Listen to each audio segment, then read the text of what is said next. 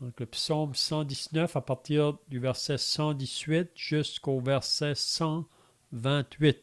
Donc je commence la lecture, puis si vous voulez suivre, vous pouvez le faire.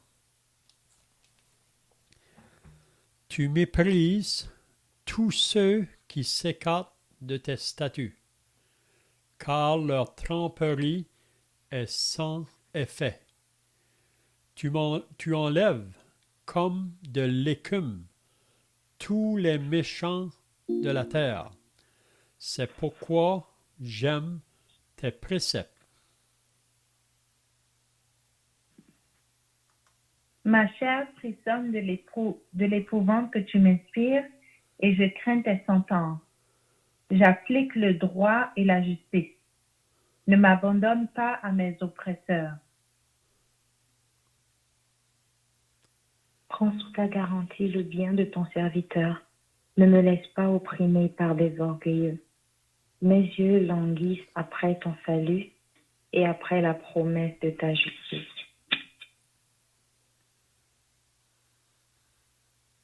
Agis envers ton serviteur selon ta bonté et enseigne-moi tes statuts.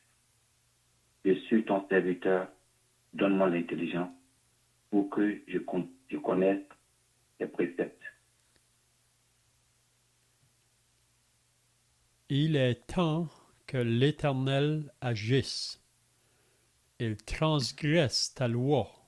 C'est pourquoi j'aime tes commandements plus que l'or et que l'or fin. C'est pourquoi je trouve juste toutes tes ordonnances. Je hais toute voie de mensonge. Tes préceptes sont admirables, aussi mon âme les observe. Amen. C'est bien, donc, si vous étiez là la semaine passée, on a regardé concernant ces passages qu'on lit dans le psaume 119. Vous savez que le psaume 119, c'est le plus lent des psaumes. Il y a 176 versets. Puis si vous êtes là depuis quelque temps, on a remarqué que dans chacun de ces versets, peut-être quelques-uns, mais on peut trouver que le psaume met beaucoup d'importance à la parole de Dieu. Il peut dire la parole ou la loi ou tes ordonnances ou tes préceptes ou tes statuts, mais ça veut toujours dire un peu la même pensée là. C'est que le psalmiste qui a écrit ces paroles, son désir, c'est d'obéir la parole de Dieu, d'obéir la loi de Dieu. Puis en voulant obéir la loi de Dieu, mettre en pratique la parole, donc il rencontre de l'opposition. Puis on avait dit dans les semaines passées que ça n'a pas changé dans toute l'histoire du peuple de Dieu. Ceux qui veulent obéir la parole de Dieu, la mettre en pratique, vont rencontrer de l'opposition. Puis l'opposition, ça peut venir, souvent, ça vient du côté familial, ça peut être parmi nos familles, ça vient quand on est au travail, si vous êtes à l'école, partout où on peut être, si on va vouloir obéir la parole de Dieu, on va rencontrer l'opposition. Puis si vous êtes là depuis quelques semaines, là, dans tout le psaume 119, c'est ça qu'on peut voir. C'est que le juste ou celui qui veut vivre selon les commandements de Dieu ou les lois de Dieu, les préceptes, les statuts, les ordonnances, son désir, il va avoir l'opposition qui va se faire. Même l'apôtre Paul a dit dans 2 Timothée que tous ceux qui veulent vivre pieusement en Jésus-Christ seront persécutés. Puis on peut voir ça dès le début. Vous vous rappelez, je pense qu'on a mentionné ça dans les semaines passées, là, Caïn et Abel. Caïn a tué son frère Abel. Pourquoi? Parce que les œuvres de son frère étaient justes, puis les œuvres de Caïn n'étaient pas justes. Caïn a refusé de se repentir après que Dieu lui a parlé, parce que Caïn s'avait irrité contre Dieu, parce que Dieu n'avait pas accepté son offrande qu'il avait faite.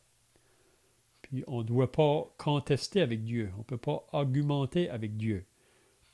La repentance, vraiment, c'est de se mettre d'accord avec ce que Dieu dit, puis de dire que c'est nous qui est mal. Donc, Caïn, plutôt de se repentir, il a voulu garder sa propre pensée, ses propres raisonnements, donc il a été chassé de Dieu. Puis on sait que par la suite, c'est là qu'il a tué son frère. Donc on peut voir ça tout le long de la parole de Dieu. On a un autre exemple dans la parole, Enoch. Enoch, c'est un homme qui marchait avec Dieu. Ça dit qu'il a marché avec Dieu pendant 300 ans. Puis ça, c'est juste avant le déluge, avant le temps de Noé. Donc le monde était méchant. Et ça nous dit que la terre était pleine de violence, la terre était corrompue. Mais Enoch marchait avec Dieu. Même ça nous dit qu'il était agréable à Dieu. Puis si vous vous rappelez, Enoch a été enlevé. C'est un peu une figure de l'enlèvement.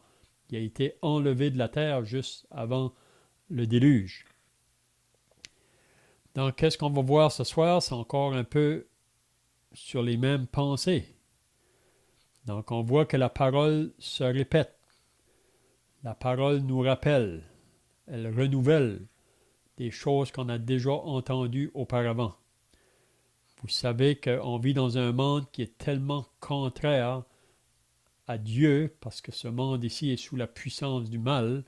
Donc, c'est pour ça que nous, croyants, vous savez qu'à chaque jour, on a à faire face à ce monde autour de nous. Un monde qui s'oppose à Dieu.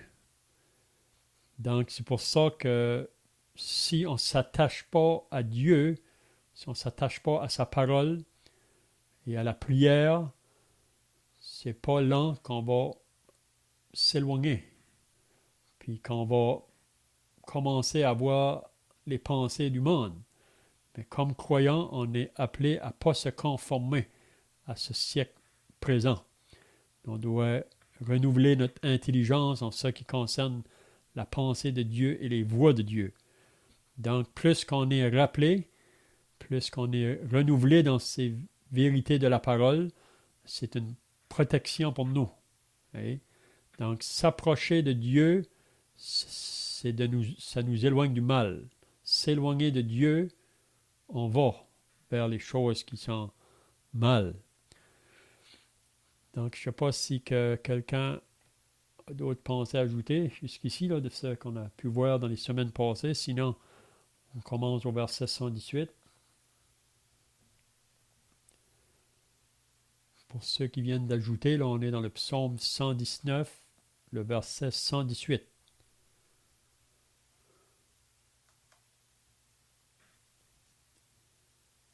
Donc, le verset 118, il dit, en parlant de l'Éternel, « Tu méprises tous ceux qui s'écartent de tes statuts, ou de tes préceptes, ou de tes ordonnances. Donc, car leur tromperie est sans effet. » Donc, en parlant de Dieu, il dit, tu méprises tous ceux qui s'écartent. C'est pas que Dieu n'aime pas les pécheurs. On comprend bien que Dieu aime tous les pécheurs. Dieu ne veut pas que le méchant périsse, mais il veut plutôt qu'il se repente et qu'il se convertisse, qu'il se tourne vers lui pour obéir sa parole. Mais si le méchant persiste à vouloir garder sa propre voie, donc Dieu va juger ou il va éloigner le méchant. Hein? Puis là encore, on a des exemples partout dans la parole de Dieu. À plusieurs reprises, on sait que Dieu est un Dieu patient, un Dieu miséricordieux, un Dieu qui est lent à la colère, qui est riche en bonté. Puis vous remarquerez qu'avant que Dieu juge une nation, il va toujours envoyer un avertissement. Il va toujours envoyer quelqu'un qui va parler de sa part pour avertir. Mais si on ne se détourne pas ou qu'on veut persévérer dans notre propre voie, donc Dieu doit juger. Et on a l'exemple du temps de Noé. Est-ce que quelqu'un peut dire combien de temps que Noé a parlé de la part de Dieu avant que Dieu a jugé cette génération? Est-ce que vous vous rappelez combien de temps que Dieu a parlé, que Noé a parlé dans son temps?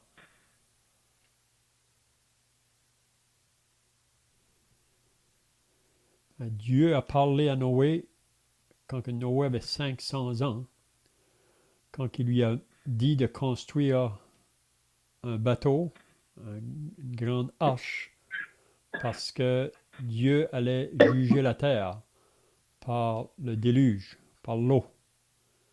Puis on lit que quand Dieu a dit à Noé d'entrer dans l'arche, Noé avait 600 ans.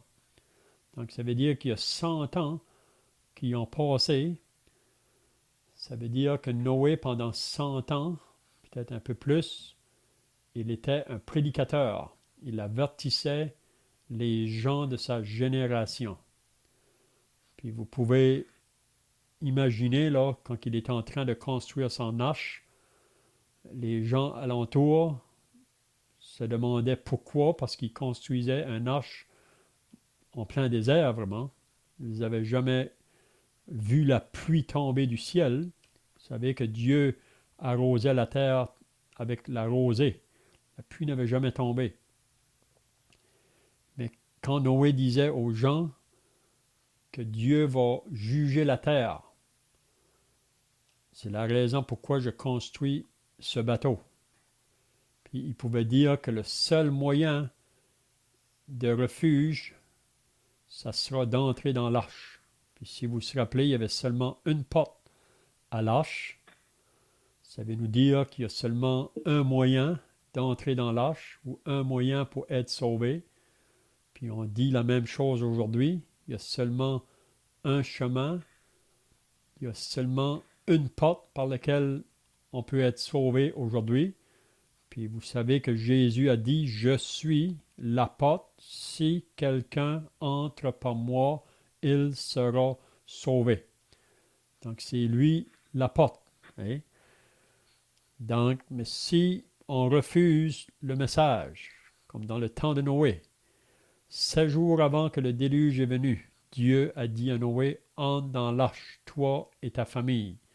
On peut s'imaginer là, Noé qui est à la porte de l'arche, puis qui lance ses derniers avertissements, ou qui lance l'invitation. Il faut entrer. Venez. On voit que les animaux ont entré, mais les fils de Noé et leurs femmes, puis toute cette génération-là, la parole de Dieu nous dit qu'elle a été sous le jugement de Dieu. Donc, c'est pas que Dieu n'a pas été patient, c'est pas que Dieu n'a pas voulu sauver cette génération-là. Dieu les a avertis, mais parce qu'ils ont voulu persister dans leur méchante voie, donc ils ont tombé sous le jugement. Vous vous rappelez que Jésus a dit dans Matthieu 24, « Ce qui est arrivé du temps de Noé arrivera de même à l'avènement du Fils de l'homme. » Dans les jours de Noé, le monde mangeait, buvait, mariait leurs enfants, jusqu'au jour où le déluge vint et les emporta tous. Donc, Dieu veut sauver, mais si on insiste pour continuer dans notre propre voie, donc on va être sous le jugement de Dieu. Donc, tu méprises tous ceux qui s'écartent de tes statuts, car leur tromperie est sans effet. Le verset 119 nous dit un peu encore la même chose. Tu enlèves comme de l'écume. L'écume, vous savez, c'est quelque chose qui est mauvais. Mais il dit, tu enlèves comme de l'écume tous les méchants de la terre. Puis là, le psalmiste peut dire, c'est pourquoi j'aime tes préceptes.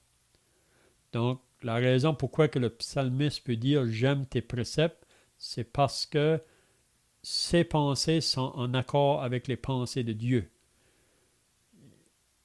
Ses pensées vont pas avoir, comme qu'on entend dans le monde aujourd'hui, qu'on est toujours en train de blâmer Dieu pour les choses qui arrivent. Probablement, vous avez déjà entendu des gens qui vont dire, si Dieu serait réellement là, pourquoi que toutes ces choses-là nous arrivent? Mais le problème n'est pas du côté de Dieu. Le problème est du côté de l'homme. Parce que l'homme veut continuer sur sa propre voie. Mais celui qui veut marcher dans les pensées de Dieu, il se met en accord, si on peut dire. Oui. Puis il se sent aussi à l'abri. Il se sent protégé. Comme on a dit tout à l'heure, si on veut marcher dans les voies de Dieu, on va rencontrer l'opposition. Des personnes autour vont vouloir nous faire du mal, mais en obéissant la voie de Dieu, Dieu a une protection sur nous. Il va nous protéger face à ceux qui veulent nous faire du mal. Donc, je ne sais pas si vous avez d'autres pensées ici, là. Il ne faut pas être gêné si vous avez des pensées.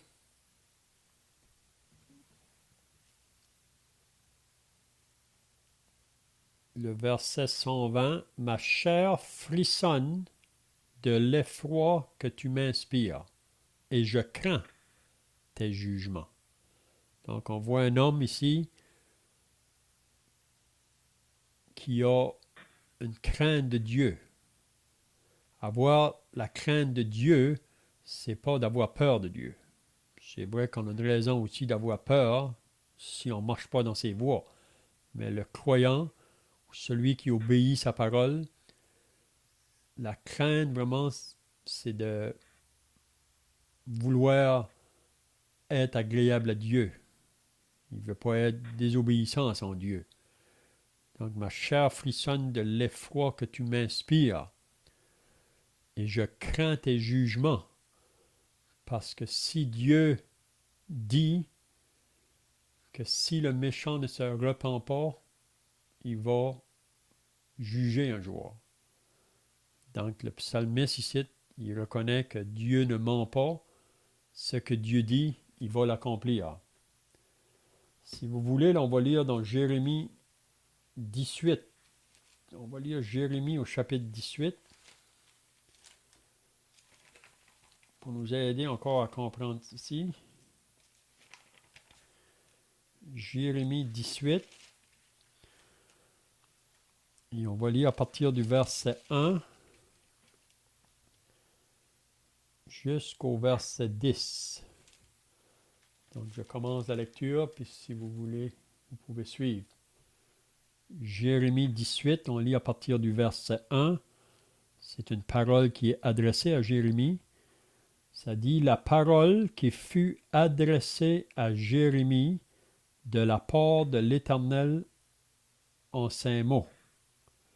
Lève-toi et descends dans la maison du potier.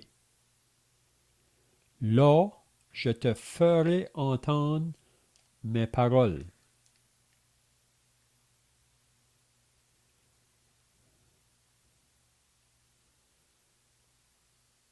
Est-ce que quelqu'un veut continuer la lecture au verset 3? Jérémie 18, le verset 3.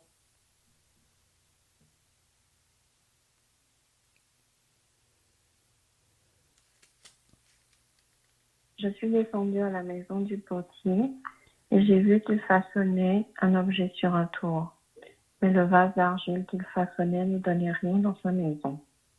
Alors il a recommencé un autre vase en le faisant comme il lui plaisait. Et voici la parole de l'Éternel qui m'a été adressée. Ne puis-je pas agir envers vous comme ce potier, communauté d'Israël, déclare l'Éternel. Vous êtes dans ma main comme de l'argile dans la main du potier, communauté d'Israël.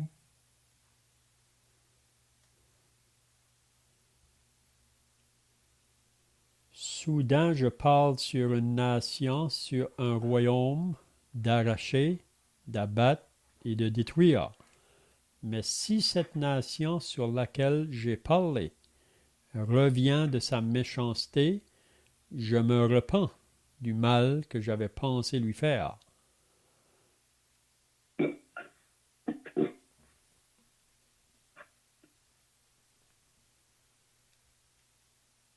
Et parfois, je pense à propos d'une maison de construire et de planter.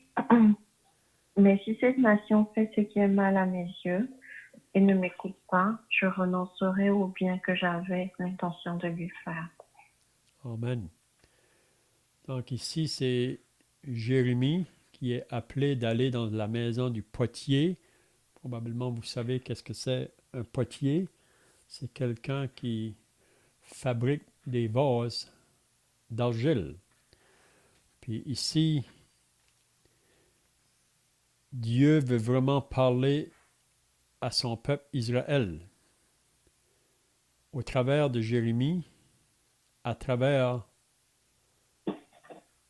celui qui est le potier et l'argile. Là.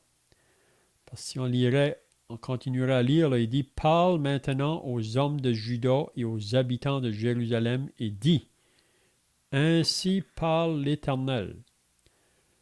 Voici, je prépare contre vous un malheur, je médite un projet contre vous. » Puis là, il les appelle à se détourner de leur mauvaise voie. Revenez chacun de votre mauvaise voie, réformez vos voies et vos œuvres. Puis regardez qu'est-ce que le peuple répond. Le peuple répond, mais ils disent, c'est en vain, car nous suivrons nos pensées. Nous agirons chacun selon les penchants de notre mauvais cœur. C'est pourquoi, ainsi parle l'Éternel. Interrogez les nations. Qui a jamais entendu pareille chose? Donc, on voit ici que Dieu fait comprendre à Israël que lui, il est le potier. Israël, c'est comme l'argile. Puis Dieu peut faire ce qu'il veut, parce que c'est lui qui est au contrôle, vous savez. Puis si, comme qu'on a lu au verset 7, là, si il dit « Soudain je parle sur une nation, sur un royaume, d'arracher, d'abattre et de détruire. » Puis la raison, c'est parce que ils sont tournés vers le mal, Dieu va agir. Mais il dit, mais si cette nation sur laquelle j'ai parlé revient de sa méchanceté, je me repens du mal que j'avais pensé lui faire. Et vous vous rappelez l'histoire de Jonas. Jonas devait aller annoncer à Ninive un jugement. Puis la raison, c'est parce que la ville de Ninive était pleine de méchanceté. C'était le mal dans toutes ses formes. Puis Dieu a dit, je vais juger cette ville. Mais, comme on a dit au début, avant de juger Ninive, il va envoyer son prophète. Puis vous vous rappelez que Jonas, en premier, il n'a pas obéi à Dieu. Il a voulu s'enfuir de Dieu. Dieu voulait qu'il aille à Ninive, mais il veut s'enfuir. Puis vous connaissez l'histoire. Après que Jonas a été vomi par le poisson là, sur le rivage, quand Dieu lui a parlé la deuxième fois, ça dit qu'il s'est levé, puis il est allé vers Ninive. Puis, si vous vous rappelez, Jonas avait seulement un court message à annoncer à la ville de Ninive. Est-ce que quelqu'un se rappelle le message que Jonas annonçait dans la ville de Ninive.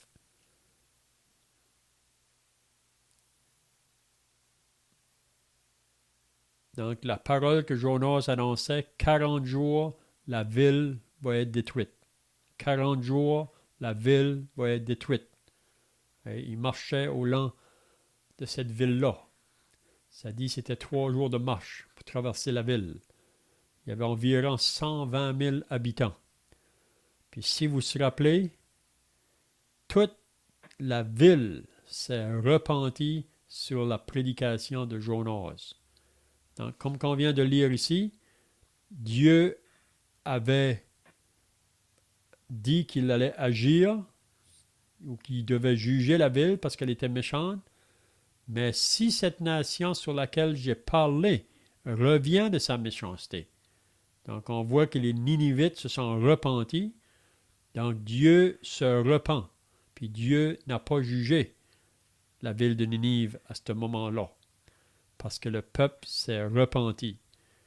Mais si le peuple ne va pas se repentir, Dieu va juger. Puis on sait que pour Israël, parce qu'ils ont refusé le message de Jérémie, donc Dieu devra juger ce peuple-là.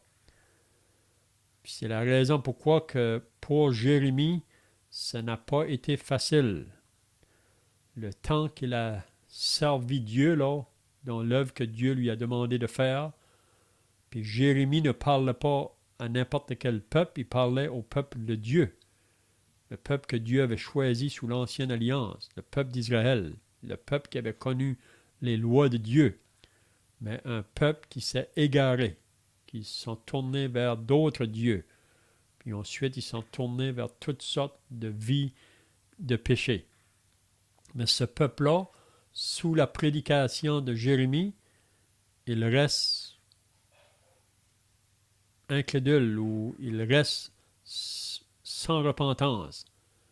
Et on a lu au verset 12. Nous suivrons nos pensées. Nous agirons chacun selon les penchants de notre mauvais cœur.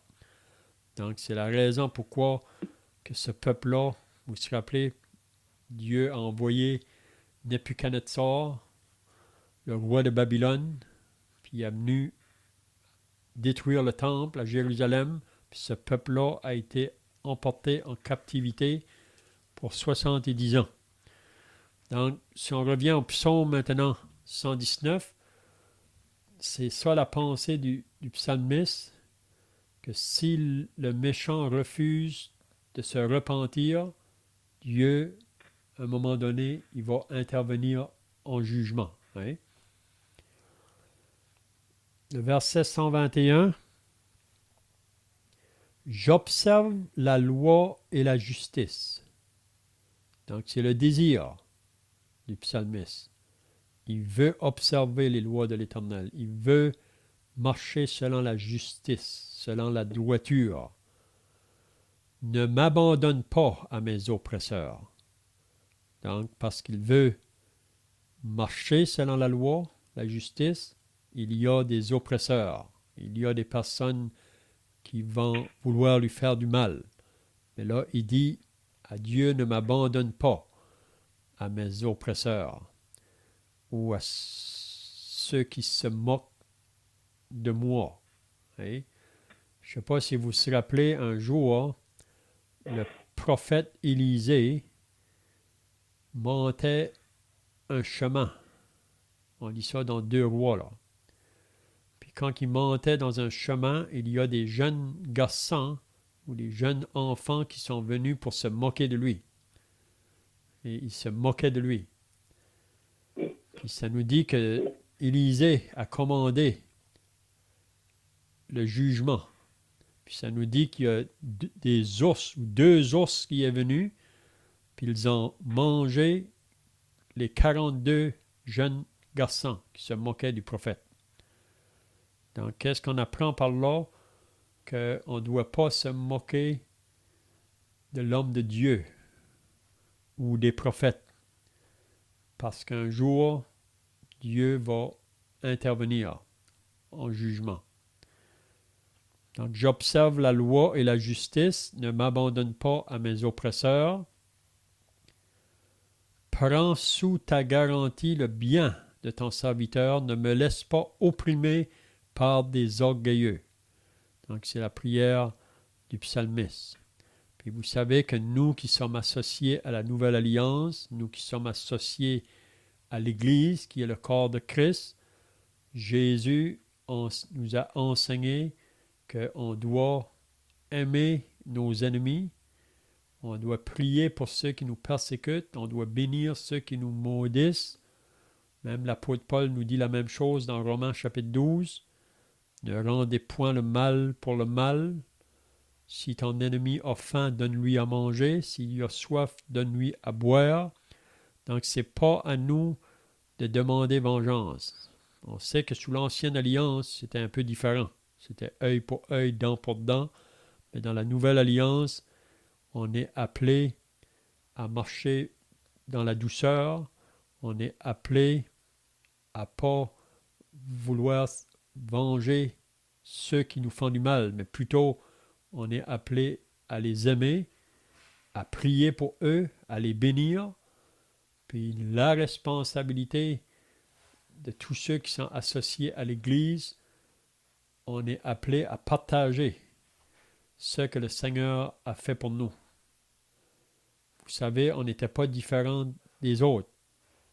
On est tous pécheurs, on est tous privés de la gloire de Dieu. Puis c'est seulement à cause de sa grâce, Dieu nous a manifesté, il nous a sauvés, comme Tite nous dit dans son épître. C'est pas qu'on a fait des œuvres pour pouvoir acquérir ça, mais c'est simplement la miséricorde de Dieu et la grâce de Dieu. Donc, on devrait être de ceux qui vont pour parler de ce message-là, le communiquer. Puis parfois, juste une petite parole peut réveiller dans le cœur d'une personne un désir pour commencer à chercher Dieu. Parce que vous savez que l'homme, dans sa vie de péché, il n'est pas heureux. Et il est toujours à la recherche pour satisfaire ce vide intérieur, comme que nous, autrefois, nous aussi, nous cherchions à satisfaire nos vides intérieurs. Puis on essayait de trouver la satisfaction dans les choses que le monde a à nous offrir.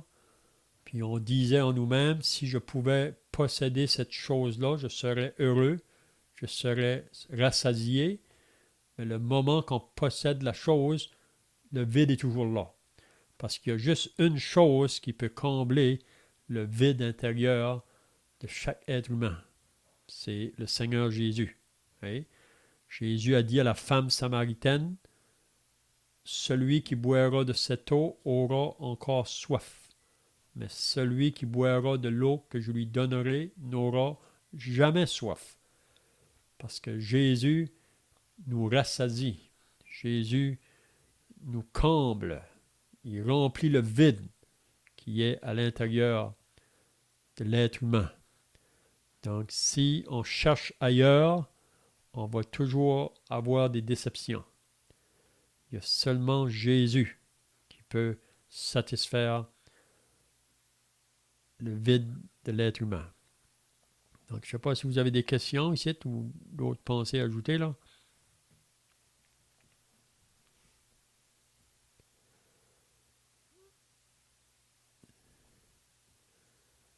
Donc, le verset 123, « Mes yeux languissent après ton salut. » Donc, ici, quand il parle de ton salut, là, c'est pas vraiment le salut de l'âme, mais c'est plutôt le salut dans nos vies de chaque jour, d'être préservés, d'être protégés de ceux qui veulent nous faire du mal, ceux qui veulent nous persécuter. Mes yeux languissent après ton salut et après la promesse de ta justice. Parce que peut-être qu'on peut tourner de nouveau dans Jérémie, là, au chapitre 11. Si on va dans Jérémie au chapitre 11.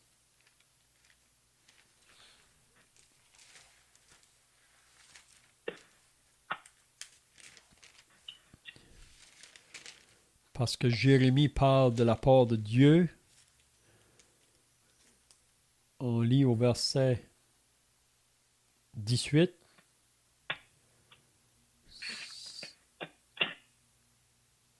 C'est Jérémie qui parle et dit « L'Éternel m'en a informé et je l'ai su. Alors tu m'as fait voir leurs œuvres. J'étais comme un agneau familier qu'on mène à la boucherie. Et j'ignorais les mauvais desseins qu'ils méditaient contre moi, détruisant l'arbre avec son fruit, retranchant-le de la terre des vivants, et qu'on ne se souvienne plus de son nom. Mais l'Éternel des armées est un juste juge, qui sonde les reins et les cœurs.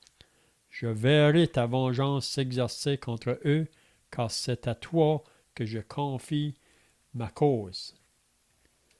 C'est pourquoi ainsi parle l'Éternel contre les gens d'Anatoth, parce que ça c'est vraiment la ville où Jérémie a grandi. Puis ici ça dit, c'est pourquoi ainsi parle l'Éternel contre les gens d'Anatoth qui en veulent à ta vie et qui disent ne prophétise pas au nom de l'Éternel. Donc les gens de la ville ne voulaient pas entendre parler de Dieu. Ils ne voulaient pas que Jérémie leur parle à propos de Dieu. Hein? Puis ça dit, ne prophétise pas au nom de l'Éternel ou tu mourras de notre main. Donc ils ont fait des menaces à Jérémie, en voulant dire, si tu parles, on va te tuer, on va te mettre à mort. Donc c'est pas différent aujourd'hui. Au début de l'Église, vous vous rappelez que les disciples, les apôtres, parlaient de Jésus, on les a arrêtés, on les a jetés en prison, puis ils sortaient et continuaient à parler. Ils les ont menacés, ils les ont jetés de nouveau, ils les ont même battus de verge, mais vous vous rappelez qu'est-ce que Pierre et Jean ont dit? Nous, on va obéir à Dieu plutôt qu'aux hommes. Vous savez, on vit dans un temps aujourd'hui où on veut nous faire taire. On ne veut pas qu'on parle de notre Sauveur. On ne veut pas qu'on parle de la parole de Dieu. Et on rencontre de l'opposition partout aujourd'hui. C'est la même chose que Jérémie. Mais qu'est-ce que Dieu dit à Jérémie? C'est pourquoi ainsi parle l'Éternel des armées. Voici, je vais les châtier. Donc, il va châtier cette ville d'Anatoth qui refuse la parole de Dieu. Je vais les châtier, les jeunes hommes mourant par l'épée, leurs fils et leurs filles mourant par la famine. Aucun d'eux n'échappera, car je ferai venir le malheur sur les gens d'Anatoth l'année où je les châtierai. Oui. Donc, on voit ça tout au long de l'histoire de l'humanité. Ceux qui veulent annoncer le message, on veut s'opposer à eux, on veut les faire taire. Mais si on se tait, comme Paul dit dans l'Épître aux Romains, comment ils vont-ils en entendre parler s'il n'y a personne qui parle? Donc c'est notre responsabilité. Donc ce soir, on devrait être encouragés que tous ceux qui ont parlé avant nous ont rencontré l'opposition, mais un jour, ceux qui auront refusé d'entendre les messagers, ils seront sous le jugement de Dieu. Mais ils n'auront pas d'excuses. Et ils l'auront entendu, mais ils auront fermé l'oreille, si on peut dire.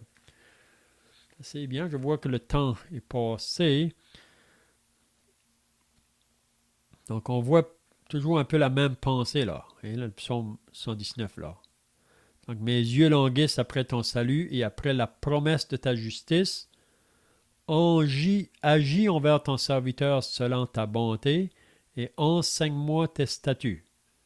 Donc, son désir, c'est obéir Dieu.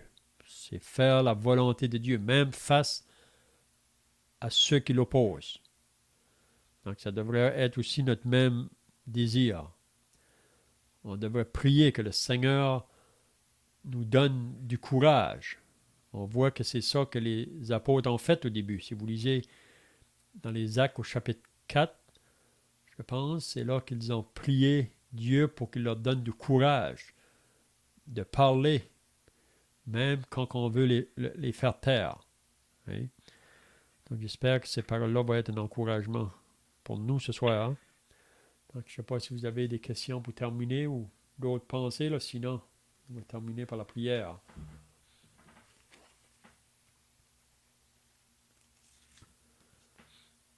Donc, prions.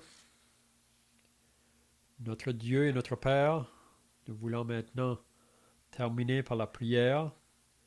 Nous réalisons que ta parole nous rappelle, nous renouvelle dans nos pensées ce que tu veux pour tous ceux qui t'appartiennent. C'est que nous puissions, comme le psalmiste qui a écrit ce psaume 119, avoir toujours ce désir de vouloir t'obéir, te plaire, t'être agréable, même face à l'opposition que nous pouvons rencontrer parmi ceux qui nous entourent. Ça peut venir de nos propres familles parfois, ou des collègues de travail, ou si nous sommes à l'école avec d'autres autour de nous. Aide-nous, Seigneur, à ne pas nous relâcher, mais de continuer à persévérer, parce que nous croyons que le temps est court, que le Seigneur va bientôt se présenter sur les nuées pour venir enlever son Église. Et on sait que par la suite, il y aura des temps très difficiles qui vont venir sur cette terre. Donc nous remettons cette lecture entre tes mains au nom du Seigneur Jésus. Amen. Amen.